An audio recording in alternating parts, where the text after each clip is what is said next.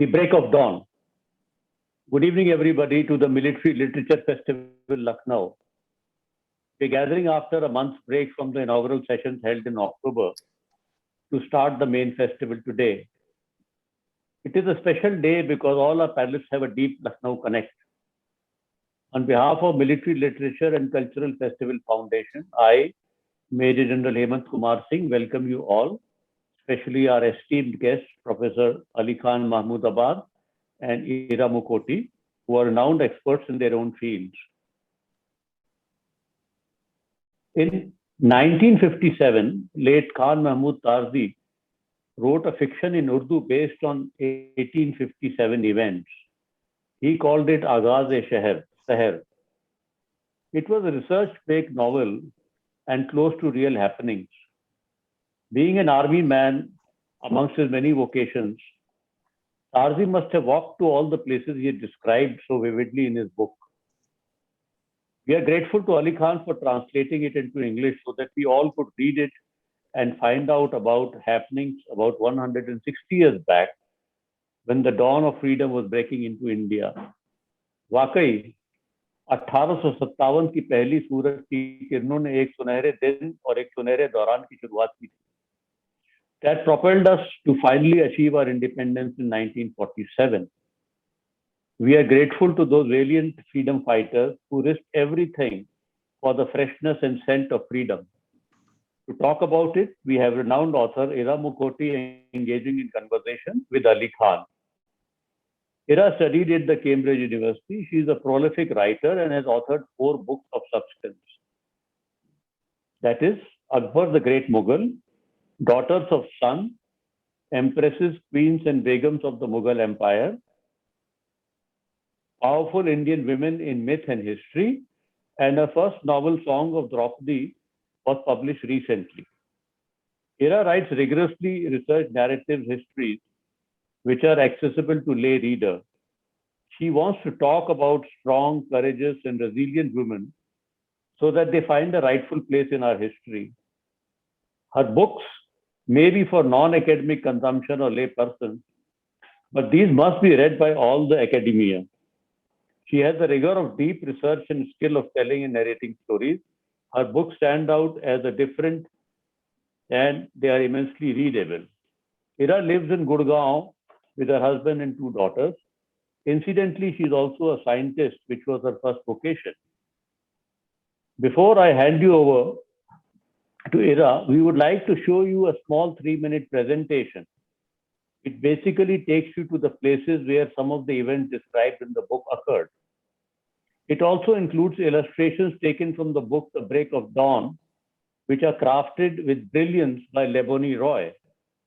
The story started with a scene from River Saraiya in Sitapur and finished at Mahmudabad. Have a look at the presentation.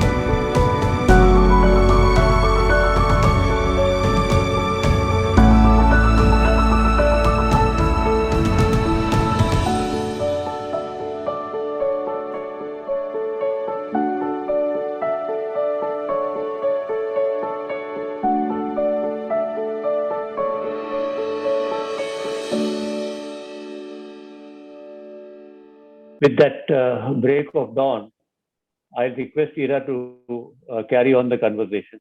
Thank you, everybody. Thank you very much, Major General Singh, for this extremely warm introduction. Thank you to the Military Literature Festival of Lucknow, and welcome to everybody to this evening's session. So our guest for this evening is Professor Ali Khan Mahmudabad, who is a man who needs very little introduction for any Lucknowi worth their salt. But for the wider audience, let me just begin by saying that he's a man who rather effortlessly and irritatingly is able to wear many different hats at different times of his career. He is an academic of great repute and is assistant professor at Ashoka University, where he lectures on both history and political science. He is also a writer, having published his acclaimed book, Poetry of Belonging, Muslim Imaginings of India 1850 to 1950, just last year. He is a public speaker and a columnist in both English and Urdu. And he now comes to us in a new avatar, which is that of a translator. So, as Major General was saying in the beginning, the book he has translated is Khan Mahboob Tarzi's Agaz-e-Saher, which is translated as The Break of Dawn. It is a historical fiction and is a swashbuckling romance set against the events of the First War of Independence of 1857. And it tells the story of a romance between a young English woman and an Indian soldier in the so-called rebel army. So, Professor Ali, or Ali, if I may call you this evening, welcome to today's session. And my first question is, having read your last book, which is an academic and intense sort of interaction with the poetry, Islamic poetry to many centuries, this period drama is something, of a change for you, a very different sort of novel that you have written, translated rather. And I was interested to see in your introduction that you have a very personal reason for writing this book. And that was of great interest to me because I also approach my books with a very personal reason. And I wasn't sure if many other authors do the same thing too. So can you tell us a little bit about your reasons for writing this book and what drove you to it? Thank you, Ira Ji, and thank you to the Military Literature Festival, Major General Singh, Brigadier Singh, and all the others who put this together. So this is a book that as I was saying to you earlier, I've been translating on and off for quite a number of years, 2017 to be precise. And the reason it's very personal is because one of the secondary characters in this book is someone called Muqimud-Dawla, Raja Nawab Ali Khan, who was my three greats grandfather and who died and was martyred in the War of 1857. He sort of plays, he's in the background of this story between Riaz, who's a soldier from the armies of Mahmudabad, and Alice, who's a young sort of English girl who falls in love with Riaz, and the events of 1857 provide the backdrop for their romance. The reason I translated it was because, my family, as happened across North India, not only was land, unfortunately, partitioned in 1947, but families got divided. People tried to divide culture, language, and things which actually cannot be divided. Ultimately, human beings should not be and cannot be divided. But my family was one such family. My grandfather went to Pakistan. My grandmother decided to stay here. She refused to leave, and my father stayed with her. And so over the years, we had various sort of troubles and issues with the government and so on and so forth, all of which culminated in this awfully termed law called enemy property, which maybe many of you have heard about. To cut a very, very long story short, my father won this case from the civil court to the High Court to the Supreme Court, and then the government bought a retrospective law and changed it. And when they were bringing that retrospective law and making it through an ordinance, then they made it into a bill, various people stood up in Parliament and made allegations about how the family had always been traitors and how they'd sided with the British. And, of course, we are living in a time where history is twisted, etc. So that, in the face of the state doing something like this, you feel a bit helpless. So I thought about how I can perhaps do a little bit to at least correct part of the story. And so I remember I had heard about the story from my father. I had heard about it from other members of the family. There was a copy of it which was very worn out in the library. So I hunted a new copy out and I said, I'm going to translate this as a small homage to my ancestor who did die fighting for India. I mean, of course, there are many, as a historian, I know there are many ways of looking at 1857. You can look at it as a feudal uprising. You can look at it as a regional thing. You can look at it in terms of community. But of course, nationalisms inevitably are things that are conceived of. And therefore, one way to do that is to look back at history and see moments in which people have come together for a bigger, more harmonious, broad-minded idea of what the nation is. So this was the very personal sort of aspect to translating this novel and why I translated this novel. I mean, normally, I suppose people try and stay clear of the personal, but this was intensely personal. Yes, but it's true. This is perhaps very personal to you and your family, but it is really personal to all of us. And there are threads in this event and in the stories which should be personal to all of us. And by relinquishing our claims on these stories or ignoring them, either because they're inaccessible to us because of the language problem. I first started writing some years ago. Quite incidentally, I was talking to Swapna Little, the historian here in Delhi, and she mentioned the fact that there were a lot of Indian sources about 1857. And, having been brought up in Delhi, so-called convent education, I had heard mostly the English side of it, the English language version of things. And you do not hear the local stories, the indigenous stories of what was happening at the Red Fort, at the Killa, amongst the Tawaiks, among the local people during the resistance. So isn't it really, really important? The job that you are doing, one of your jobs here, this translation, is actually incredibly important to all of us in shaping our idea of what the country was like and what our inheritance is like. Well, I mean, the other, as an academic, what I can tell you is, I'll give you an example. In 1986, there was a Pulitzer Prize winning academic scholar called Carl Degler, who was addressing a meeting of the American Historical Association. And he said something that was very controversial at the time. He said one of the biggest failures of intellectuals and academics was to not seriously engage with the idea of nationalism and the nation state. And by not doing it, they were basically conceding that ground to people who perhaps weren't trained enough. Nowadays, everyone is a pop historian. No one, everyone thinks history is something that you can just, read on the internet or pick up a few books, and it's not rigorous, but there is a very rigorous method to historical scholarship.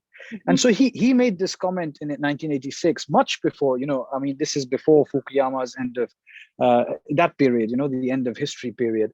And everyone was thinking that the age of the nation state is over, the age of nationalism is over. And as we've seen in the last 10, 15 years, there's a resurgence of a particular kind of nationalism. Yes. Now, unfortunately, if I speak for my own, one of the many hats I wear, the academic community, unfortunately, I feel that a lot of them have a very arrogant idea towards the nation state. They do not engage with it seriously. And by not engaging with it seriously, again, they're conceding the ground for the nation to be imagined in a myopic, narrow, even sort of prejudiced way. Of course, nationalism is ultimately how people imagine and seek to imagine the community in which they live. And that's why I think a novel like, this novel by Khan Mahboob Tarzi, written in 1957, is so interesting because, it's 10 years after partition. It's 10 years after independence.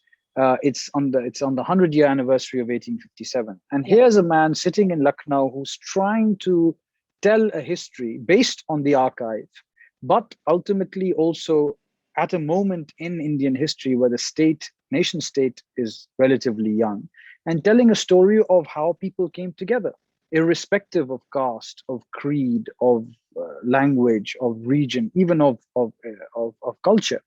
And I think these stories are very important. I mean, across India, there's quite a lot of literature about 1857. Unfortunately, we only read the English, as you were saying. There's stuff in Tamil, there's stuff in Malayalam, there's stuff in Bangla, of course, in Gujarati, Marathi, and so on. So, I think it is important to go back. Ultimately, the nation state as a form of political representation is a reality. It is the way in which countries organize themselves, at least for the time being. Everyone, philosophers talk about the future as a cosmopolitan future, but at the moment we live in the age of the nation state, and therefore there is every reason to engage with nationalism, with the nation state, and make an argument for defining the nation in a way which is positive, that binds people together, that builds on a previous history. Now, of course, the very professional historian will be wary of this, but this project also needs to be undertaken.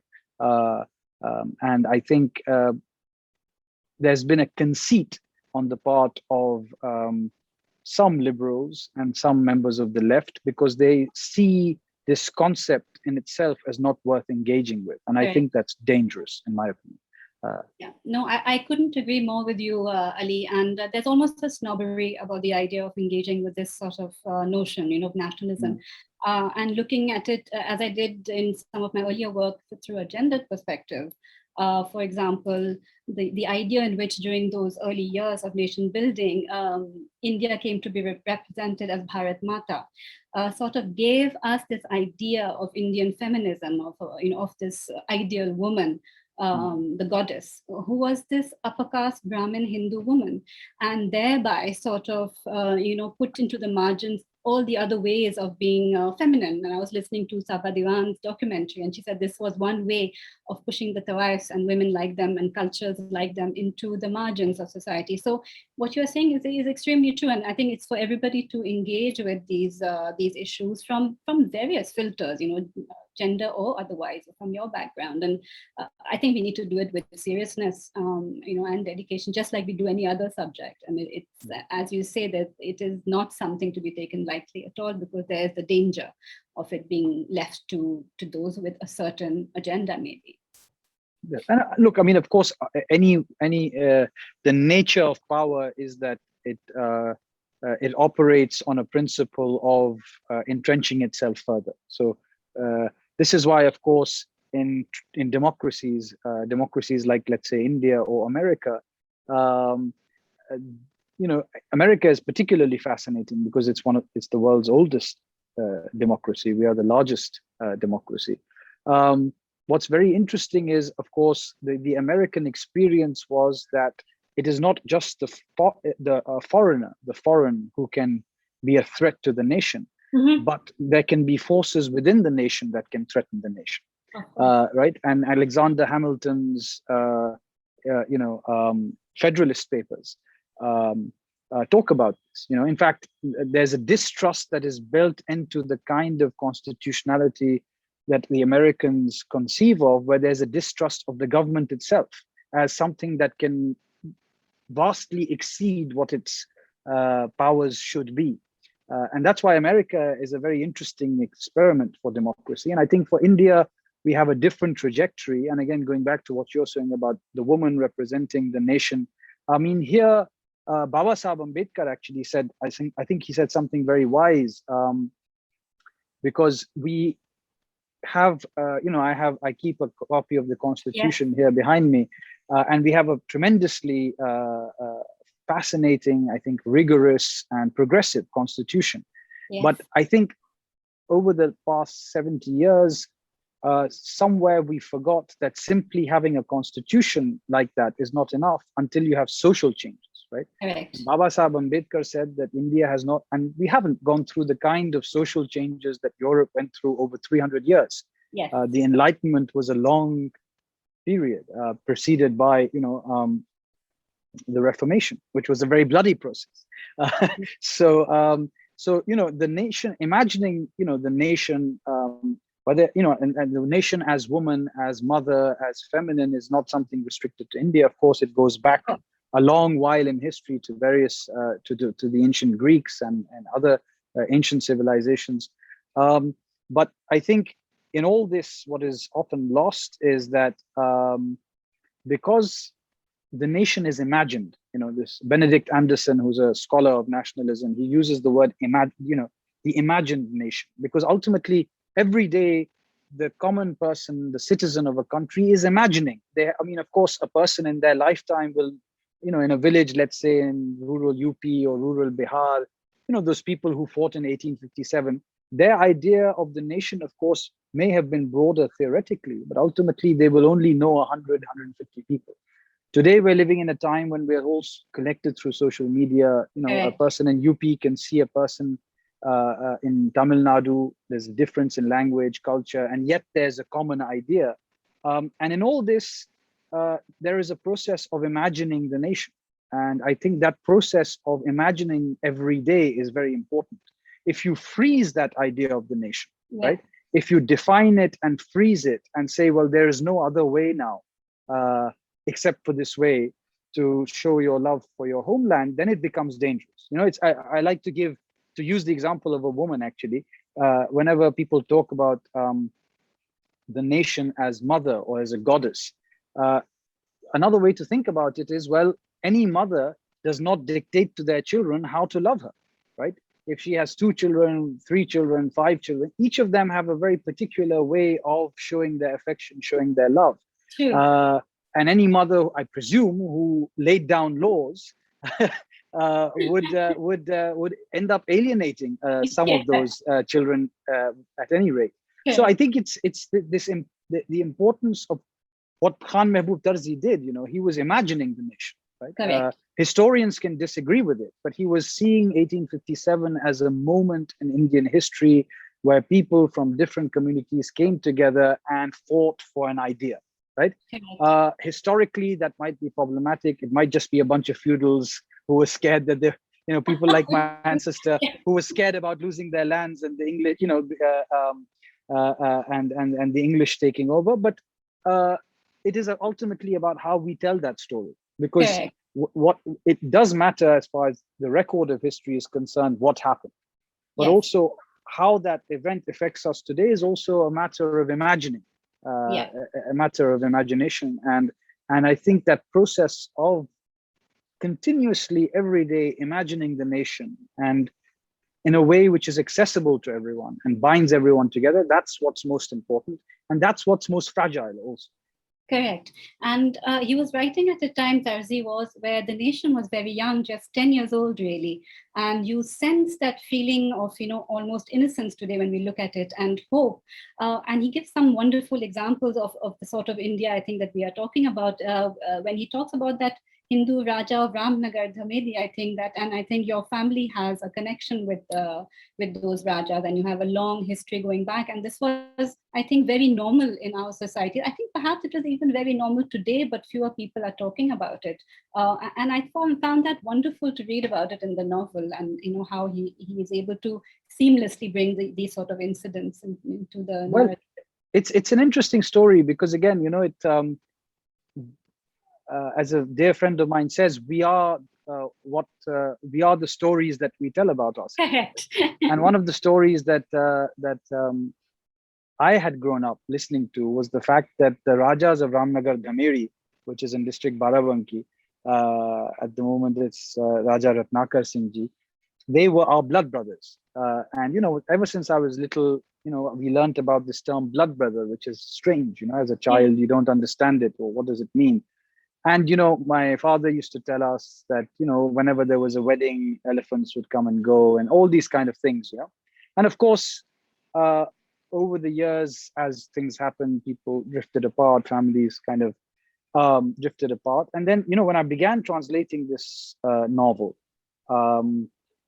I put a post on Instagram on the Mahmudabad page. Okay. And someone from the Ramnagar family said, "Oh, we were told the same story about all wonderful. of you." So here was a story that I had been told as a child, and it was amazing to hear the fact that her family also had been told that. Yes. And Anshika Kumari is her name. She's the daughter of Ratnakar Singh Ji, married now into the Karoli family. And so it was an amazing moment, especially at a time when these kind of stories have become rarer. Yeah. And look, I mean, let's also be honest. Instances such as this are sometimes called Ganga Jamni Tehzeeb or syncretic culture and so on. And, ultimately, we also have to accept that at some level, it was an elite culture, right?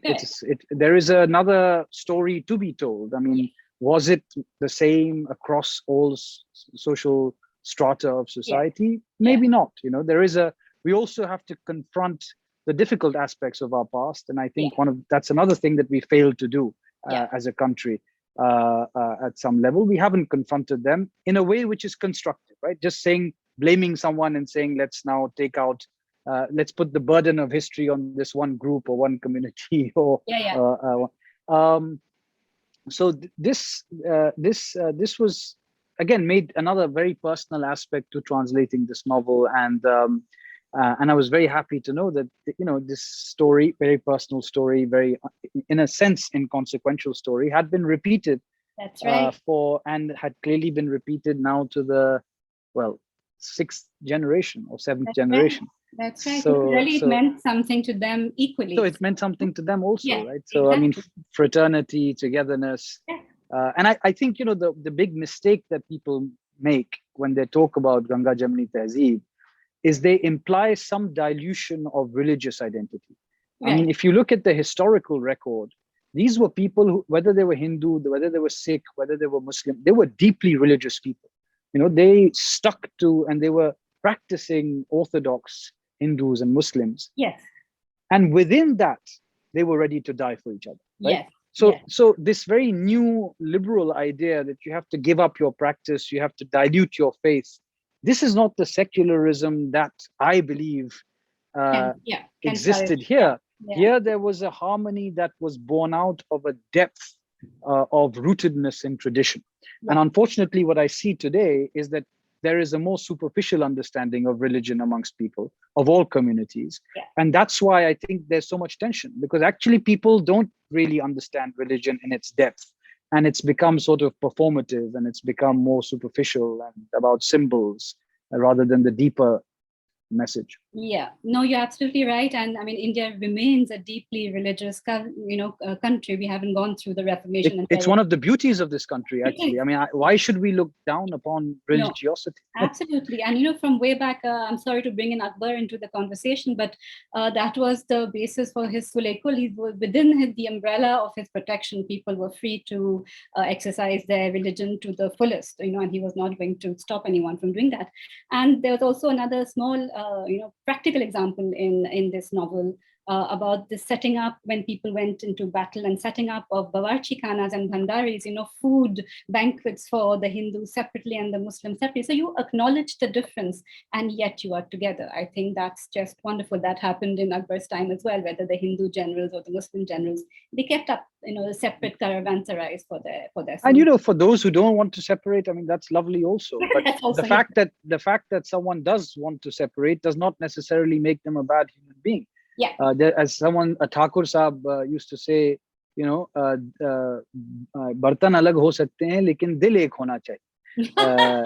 That's a great. So, which is, I mean, a modern subject would have a problem with that statement also. Mm-hmm. But ultimately, this is a country that is religious. It hasn't gone through the changes that Europe went through. And so we have to gradually come to that process. And I think not approach it in an arrogant manner where any one group thinks that they have a superior understanding or a superior way of imagining the nation. Correct. And to come back to the novel itself and to discuss an aspect which Major General had touched upon during his presentation, is that I believe Tarzi was also a soldier in one of his many lives, because he did a number of different things. And what comes through in the novel is a very sort of real sense of the topography of the country, whether it's the rivers or the embankments or the valleys, and where you must place your cannons and the sort of techniques used. You got a real sense of the countryside and what people were facing, which I often, one of my pet grouses is that, again, as somebody who consumes, literature in English, we have such a deep understanding of things like the Battle of Britain and World War II, and it's so deeply anchored in our imagination, whereas we do not often have the corresponding Indian reality. So I really liked this in this novel, is that he is really engaged with the physical geography of the place and really brings it to life as well. I mean, I think we've let, there are a couple of things. I think, of course, one cannot undo history, and one therefore should not be too concerned with placing the burden of history on any group of people who are here today. For instance, in my own case, I'll be very candid. My own grandfather was the treasurer of the Muslim League. He decided to go to Pakistan. Very respectfully, I completely disagree with his politics. Yeah. And one should have the courage to be able to do that. Unfortunately, in our society, generally, we tend not to really. Yeah. We tend to be uncritical of whichever ideology or structure we belong to. Mm-hmm. Within society, and I think that's a danger, because you end up sort of blindly mimicking and aping what has come before. And I think the novel, I think the beauty of this novel, to be honest, is just in its simplicity. And someone is saying on the chat, please tell us more about the novel. I think maybe they weren't here earlier, but it's a very simple novel. It's a love story between a soldier called Riaz from the armies of Mahmudabad and a girl called Alice Harrison, who's English and who helps the Indians. And for too long, we've let others tell our stories. Right? Mm-hmm. And I would say, even with as a historian, I would say that a lot of the difficulties and a lot of the misunderstandings that exist vis-a-vis our history today are actually a result of the colonial period. I don't think we actually understand the depth and the severity with which the colonial encounter with the British fundamentally reshaped our consciousness, the way we look at the world, the language we use, the structures that we have in mind when we look at history. And a lot of the misunderstandings that are still being debated about today in the public sphere arise from and we must remember, right, that the thing that differentiated let's say the Mughals or others who did come, who might have come through invasions, etc., is that they came and they settled. Yes. British were here for resources extraction. They were under no illusions. There were a few of them. We like to tell these stories. They're very popular these days, of these Englishmen and women who wanted to become Indian. But those were, on the whole, very few. It was a project to come and extract natural resources, use labor, and build economy. Right. Exactly. And in order to do that, the British did what they needed to in order to make the system of this governance, not even governance, administration, efficient. And part of that was to define for us who we are.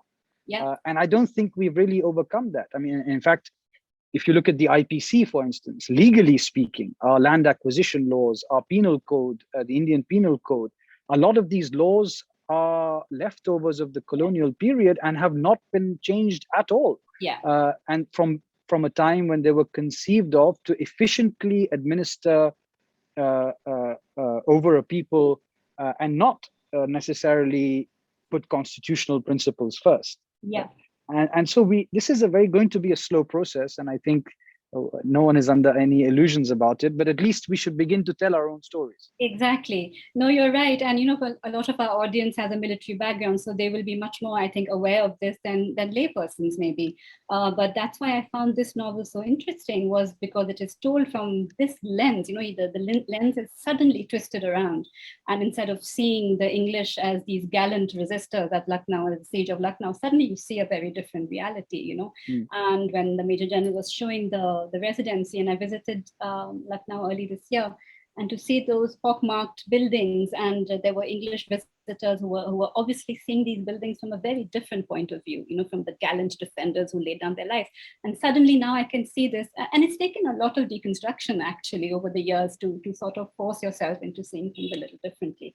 And what you have said has just reminded me of something I read about your ancestor. I think Mukimuddaullah's son was just an infant, Amiruddaulah, and then the Christian, yes, because he was so little, they made him the Raja out of, I quote, Christian magnanimity and charity. And he felt embarrassed by this his entire life. So I find this a very toxic form of magnanimity, by the British. It's sort of a very knowing magnanimity that they sort of understand what the repercussions of doing this to this child would be, So yeah, I think we are in a constant process of understanding our colonial, baggage and deconstructing it, I think. And I think the most important thing to remember also is, and I speak with respect for all the people who, for the past. There's no need to denigrate the past. Mm-hmm. But I think as a historian, one of the things that is very clear to me over the course of history is that regardless of the nature of power has always worshipped itself. People fight in the name of ethnicity, of language, of religion.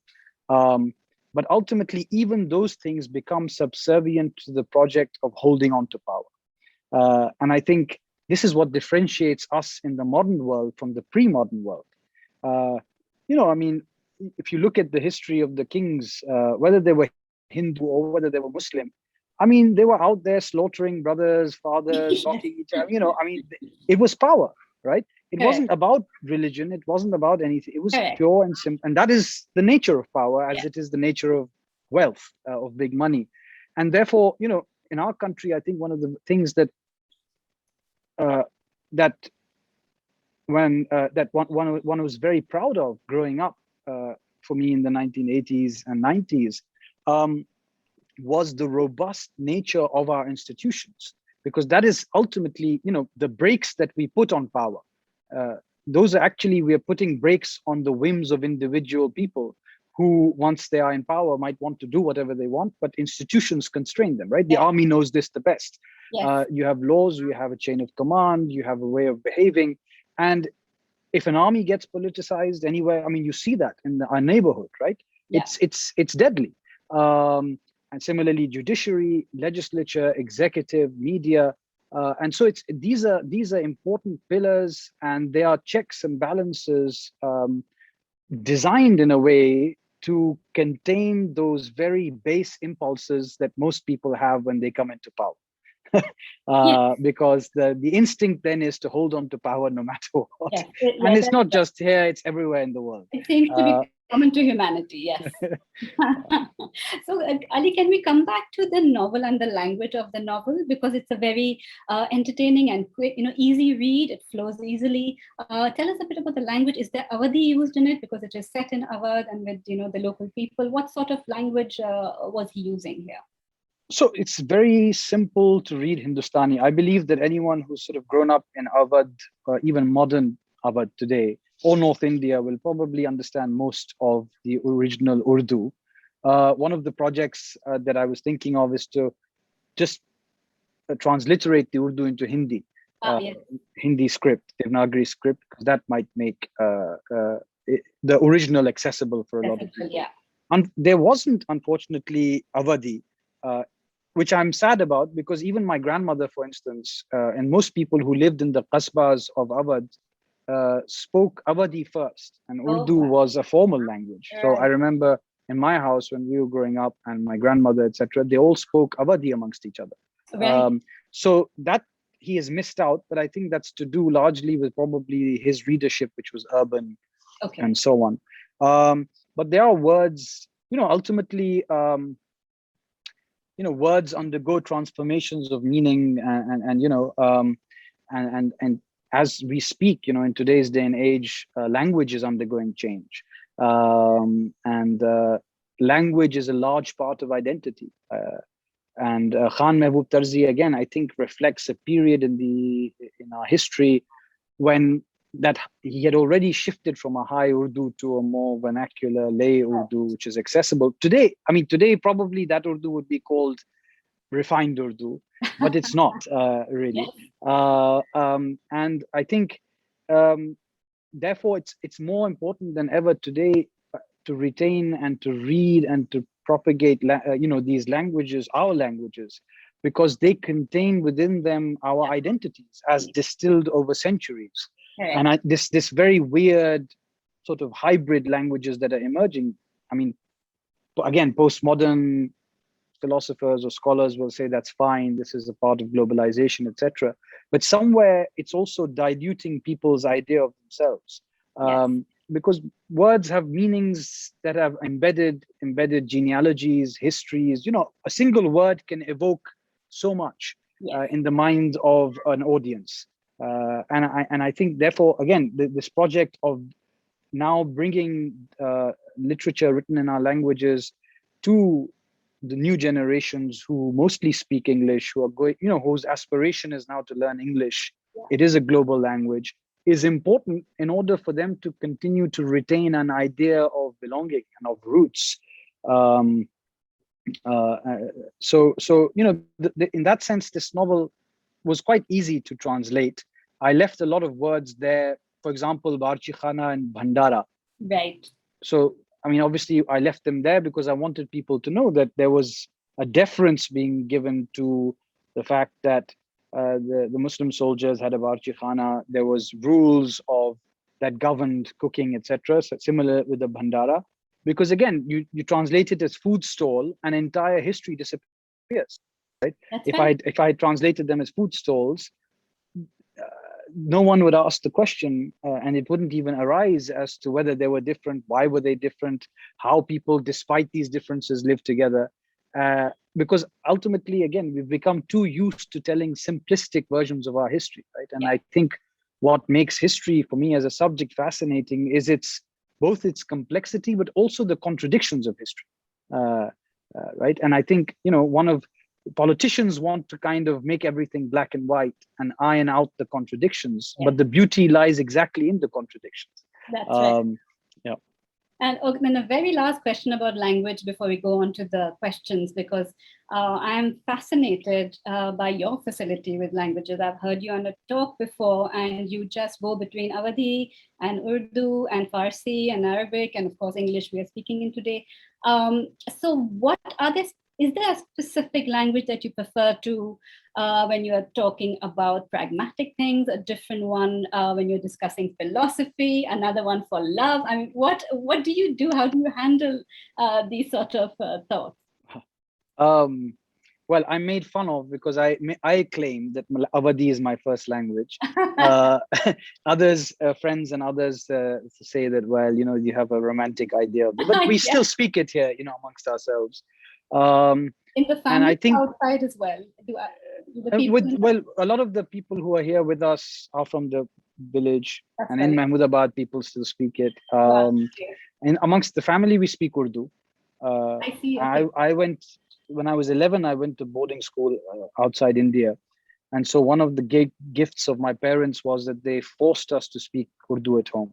English wasn't allowed. So I managed to retain my language for that reason.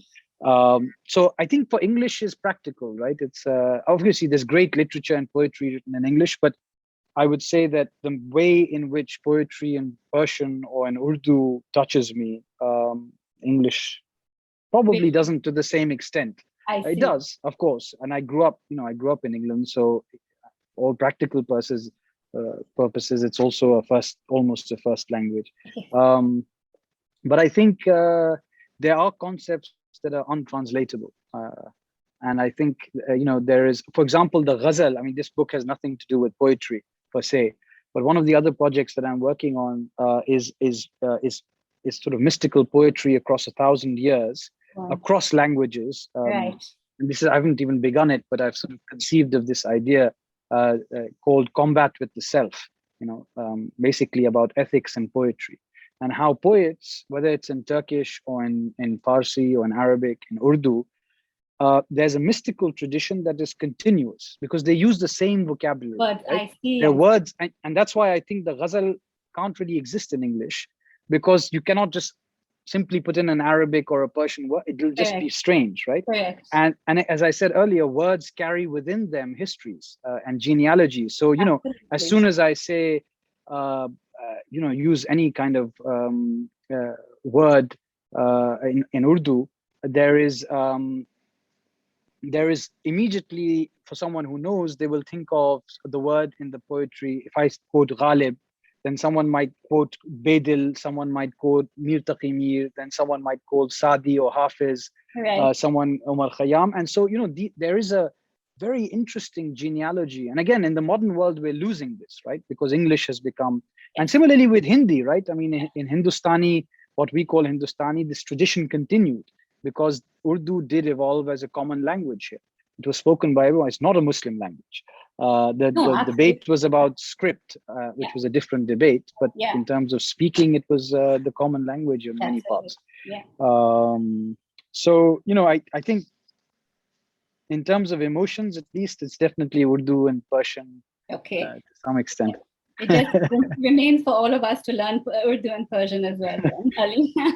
One of the questions you have partly answered, because somebody is asking what books you are currently working on. So this is one of them.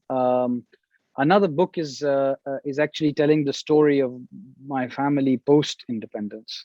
Because again, as I said at the beginning, we went through this very strange split. And, you know, one of the things I think the problem is that we haven't really confronted the trauma of partition. I think we are misdirecting that trauma in the wrong places, you know, and politicians from across the political spectrum are to blame for this. You know, as a child in the 1980s, growing up, going to school, we were told partition was a peaceful process, right? And Gandhiji was responsible for this peaceful process. Right. I think it's important to acknowledge that it was a tremendously bloody process, right? And a lot of people's lives were lost. Why were they lost? You know, and a kind of confronting that loss, that trauma, honestly. I mean, because the fact is, it happened on all sides. So not to try and build a kind of narrative of victimhood, but to confront the trauma in order to be able to move forward. I think that's very important. And so perhaps this book of mine, which tells the post-partition story of our family, is an effort to confront probably the traumas that I have inherited subconsciously, and a lot of others, you know, where the burden of partition still hangs large over many people's lives and is made to hang large, right? And when do we move forward from that is an important question. And academically, there's another book that I'm working on, which is to do with Shia and Sunni. So there are many sects in Islam, but the ones that are very popularly spoken about is Shia and Sunni. And so I want to tell, you know, I think, again, there's a very lazy history of pitting Shia versus Sunni, but there's a very interesting history to be told of confluences and divergences. So that's another academic book, that a research project that I'm. That's going to be interesting as well. Somebody from YouTube is asking, what are your views on 1857? Was it a war of independence or a rebellion? So, I mean, as a historian, I would say it was, you know, I think because of various measures that the British undertook, local rulers felt threatened. And so it was to protect their interests, right? We should not, and as a historian, I think that largely makes sense. It was the feudals were very, very concerned, whether they were Hindu, whether they were Muslim, in some cases from other communities. And so they rose up, and of course there was a threat perceived by Christian missionaries, right? So there were these multiple factors which made also, you know, non-elites come together with the elites and fight. So this is the historian's answer, but I would say, as someone who's living at a time where the whole idea of the nation and nationalism is deeply contested, I think it was the building block of imagining an India that is harmonious and comes together. And there is a story to be told through 1857 of the beginnings, as Major General Hemant Kumar Singh Saab said at the beginning, of those initial rays. Now, of course, this is dangerous because this is not history, but it is a story. And ultimately, nationalisms are stories. And as I said, they're ways of imagining our past in order to make sense of our presence and in order to direct our future. And so I think 1857 can be the building block for that. And even someone like Savarkar, V.D. Savarkar, who of course is only associated with Hindutva these days and with sort of Hindutva politics, even he, granted it was early on in his career, saw 1857 as a moment where Hindus and Muslims came together, against the British in order to sort of liberate the country. So I think it has great potential as a moment in Indian history from which we can build a forward-looking idea of our nationalism. And I think we can almost see, some hint to that in the British reaction to 1857. I mean, we know that they reacted with such violence and came down so strongly on Delhi, Lucknow, Meerut, because they could not imagine that the figurehead of the emperor, this Bahadur Shah Zafar, who'd been undermining for decades, was actually able to have Hindus and Muslims rally around him, even if it was just as a figurehead. I think they were horrified by this, and their wrath kind of broke upon Delhi. So many when they destroyed so many of the structures of Shah Jahanabad, they were trying to destroy the apparent power of the emperor because they could not believe what had happened. So I think there are many things. I think one of the things that happened post 1857, especially in the next 50 years, was that religion and how we understood religion went through a fundamental transformation. Because of course, this was the time also when nations were being conceived of, and this new vocabulary was coming to India, to other parts of the world, Africa, the Middle East, what is called the Middle East today, about nationalism being the most the latest. It was the most fashionable thing in terms of political science, if you like, in the 19th century. But if you look at the kind of the political nationalisms that are based on religion are very interesting. And I mean, this would be an entirely different topic, but I will just say a sentence and then move on and we can have the conversation. I'm happy to continue it with people later on. Is if you look at the people associated with the political nationalisms of religion, right? Whether it's Zionism, so Theodor Herzl, the Judenstaat, the Jewish state, V.D. Savarkar and Hindutva, and even if you look at someone like Jinnah, Muhammad Ali Jinnah, and the Muslim League and a kind of political Islam, what you see is that the people who used religion for political ends were themselves not religious at all. Yes. I mean, they were either agnostic or atheist. They had nothing to do with religion, and